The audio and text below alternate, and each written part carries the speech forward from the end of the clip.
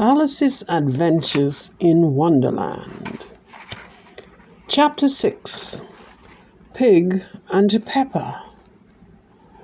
For a minute or two she stood looking at the house and wondering what to do next, when suddenly a footman in livery came running out of the wood.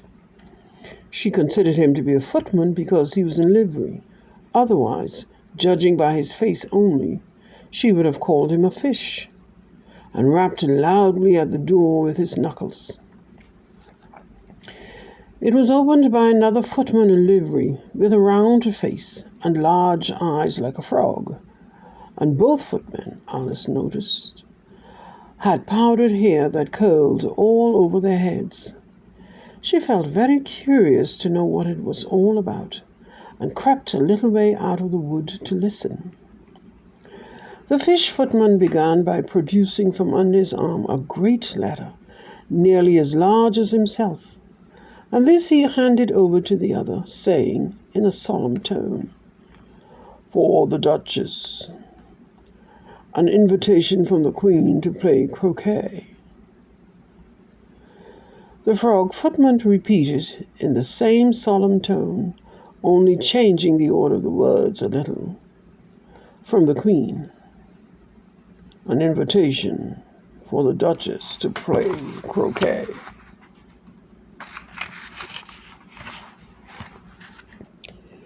Then they both bowed low, and their curls got entangled together.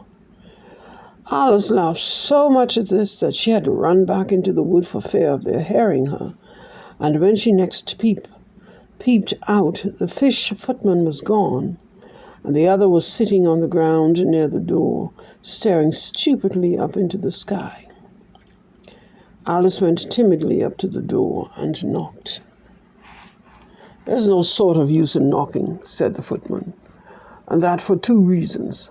First, because I'm on the same side of the door as you are. Secondly, because they're making such a noise inside no one could possibly hear you." And certainly there was a most extraordinary noise going on within, a constant howling and sneezing, and every now and then a great crash, as if a dish or kettle had been broken to pieces. "Please then," said Alice, "how am I to get in?" "There might be some sense in your knocking," the footman went on without attending to her, "if we had the door between us. For instance, if you were inside, you might knock, and I could let you out, you know." He was looking up into the sky all the time he was speaking, and this Alice thought decidedly uncivil. "But perhaps he can't help it," she said to herself. "His eyes are so very nearly at the top of his head. But at any rate he might answer questions."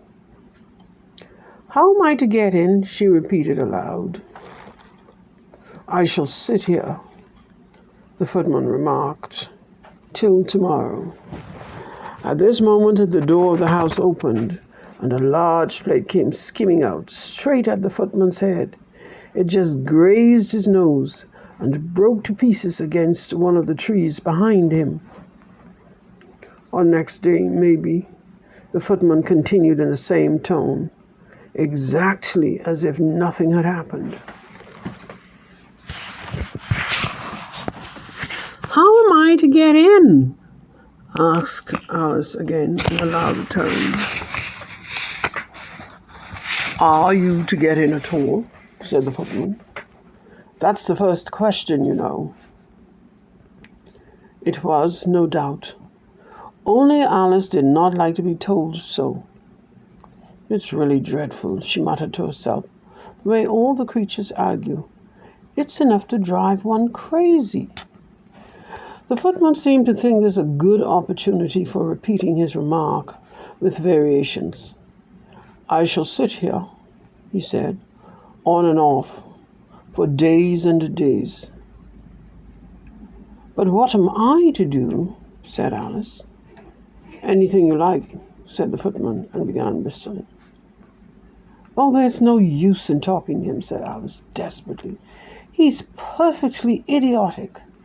and she opened the door and went in. The door led right into a large kitchen, which was full of smoke from one end to the other. The Duchess was sitting on a three-legged stool in the middle, nursing a baby. The cook was leaning over a fire, stirring a large cauldron, which seemed to be full of soup. "There's certainly too much pepper in that soup," Alice said to herself, as well as she could for sneezing. There was certainly too much of it in the air, even as the Duchess sneezed occasionally, and as for the baby, it was sneezing and howling alternately without a moment's pause. The only things in the kitchen that did not sneeze were the cook and a large cat which was sitting on the hearth and grinning from ear to ear.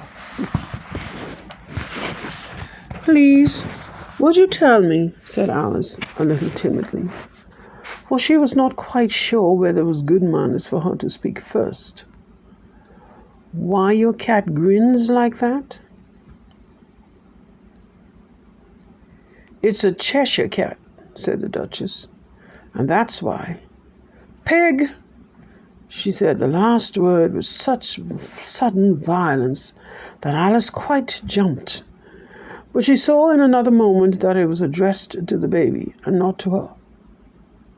So she took courage and went on again. "I didn't know that Cheshire cats always grinned. In fact, I didn't know that cats could grin." "They all can," said the Duchess, "and most of them do." "I don't know that any do that do," Alice said very politely, feeling quite pleased to have got into a conversation.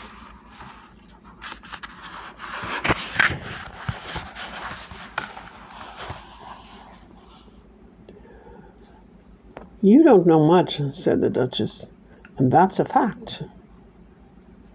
Alice did not like at all the tone of this remark, and thought it would be as well to introduce some other subject of conversation. While she was trying to fix on one, the cook took the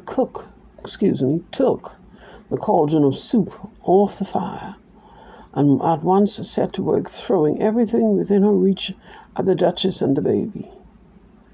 The fire irons came first, then followed by a shower of saucepans, plates, and dishes. The Duchess took no notice of them even when they hit her, and the baby was howling so much already that it was quite impossible to say whether the blows hurt it or not. "Oh, please mind what you're doing," cried Alice, jumping up and down in an agony of terror. "Oh, there goes his precious nose!" An unusually large saucepan flew close by it, and very nearly carried it off. "If everybody minded their own business," said the Duchess in a hoarse growl, "the world would go round a deal faster than it does." "Which would not be an advantage," said Alice, who felt very glad to get an opportunity of showing off a little of her knowledge. "Just think of what work it would make within the day and night. You see, the earth takes 24 hours to turn round on its axis." "Talking of axis," said the Duchess, "chop off her head." Alice glanced rather anxiously at the cook to see if she meant to take the hint, but the cook was busily stirring the soup and seemed not to be listening. So she went again. 24 hours, I think. Or is it 12? "Oh, don't bother me," said the Duchess. "I never could abide figures." And with that she began nursing her child again, singing a sort of lullaby to it as she did so, and giving it a violent shake at the end of every line. "Speak roughly to your little boy, and beat him when he sneezes. He only does it to annoy, because he knows it teases." In which the cook and the baby joined. "Wow, wow, wow." While the Duchess sang the second verse of the song, she kept tossing the baby violently up and down, and the poor little thing howled so that Alice could hardly hear the words. "I speak severely to my boy. I beat him when he sneezes, for he can thoroughly enjoy the pepper when he pleases." And here again the chorus. Wow, wow, wow. Here, you may nurse a little bit if you like, said the Duchess to Alice, flinging the baby at her as she spoke.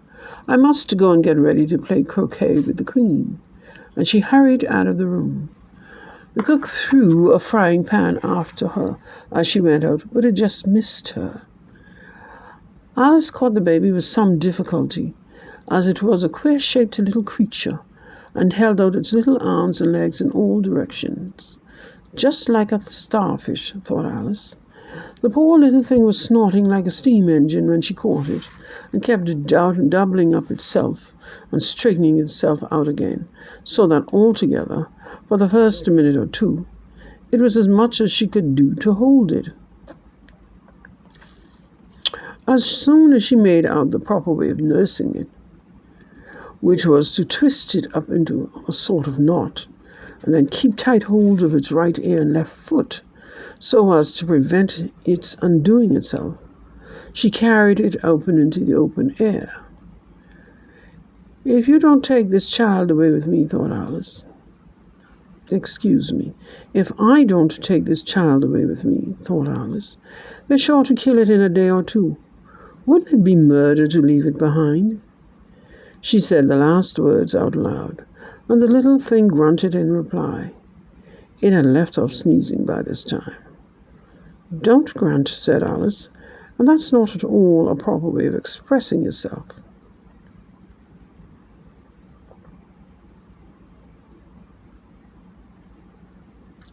The baby grunted again, and Alice looked very anxiously into its face to see what was the matter with it.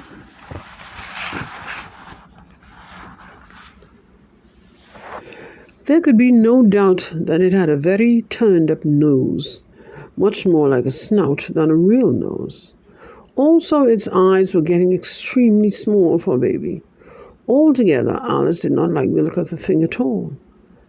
But perhaps it was only sobbing, she thought, and looked again into its eyes to see if there were any tears. No, there were no tears.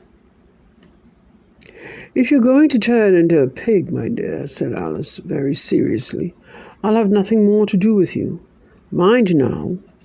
The poor little thing sobbed again, or grunted. It was impossible to say which. They went on for some while in silence.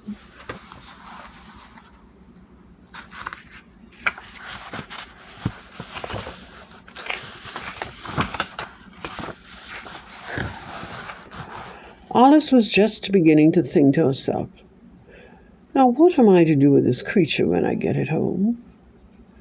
When it grunted again so violently that she looked down into its face in some alarm.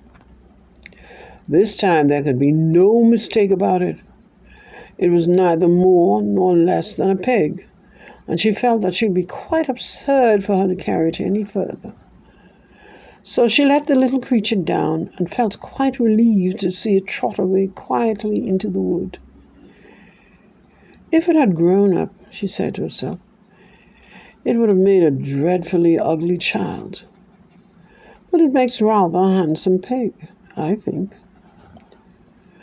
And she began thinking over every other child or children she knew who might do very well as pigs, and was just saying to herself, if only I knew the right way to change them, when she was startled by seeing the Cheshire Cat sitting on a bough of a tree a few yards off. The cat only grinned when it saw Alice. It looked good-natured, she thought. Still, it had very long claws and a great many teeth, so she felt that it ought to be treated with respect. Cheshire Puss, she began rather timidly, as she did not at all know whether it were like the name. However, it only grinned a little wider. Come. It's pleased so far, thought Alice, and she went on. Would you tell me, please, which way I ought to go from here?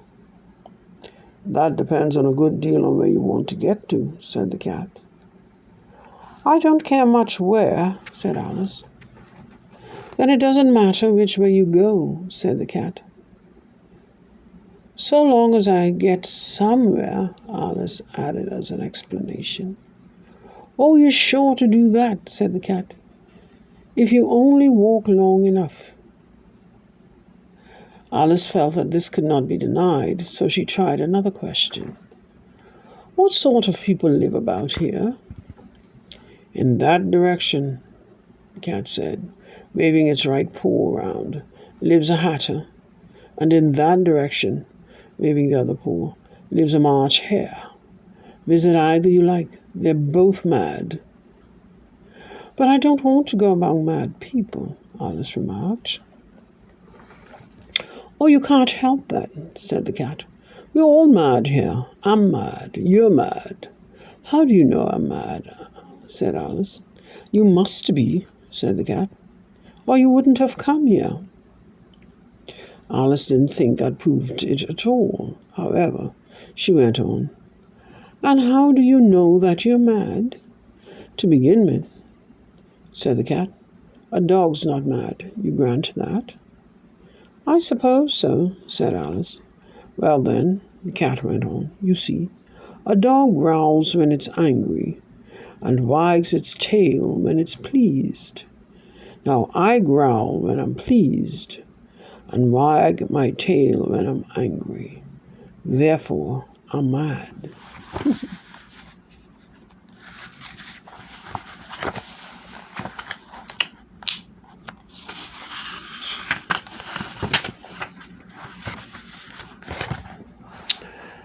I call it purring, not growling, said Alice.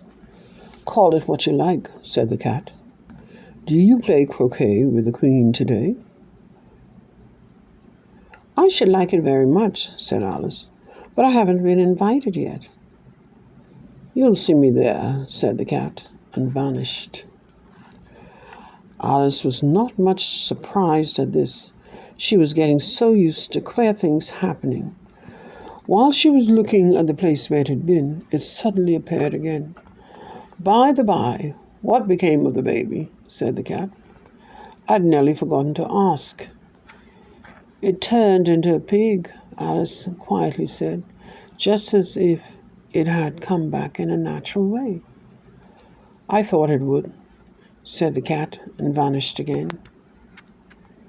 But it did not appear, and after a minute or two, she walked on in the direction in which the March hare was said to live. I've seen hatters before, she said to herself. The March hare will be much the most interesting, and perhaps, as this is May, it won't go raving mad. At least, not so mad as it was in March. As she said this, she looked up, and there was the cat again, sitting on a branch of a tree. Did you say pig or fig? Said the cat.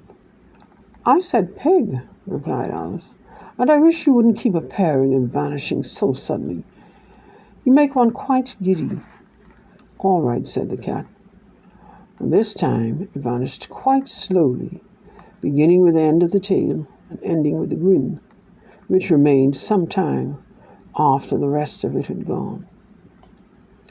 Well, I've often seen a cat without a grin, thought Alice, but a grin without a cat, it's the most curious thing I ever saw in all my life.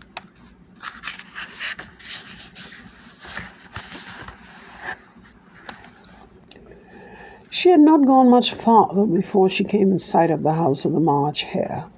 She thought it must be the right house, because the chimneys were shaped like ears and the roof was thatched with fur.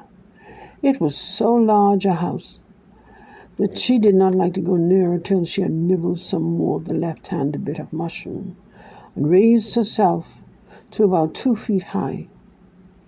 Even then she walked up towards it rather timidly, saying to herself, Suppose it should be raving mad after all. I almost wish I'd gone to see the hatter instead.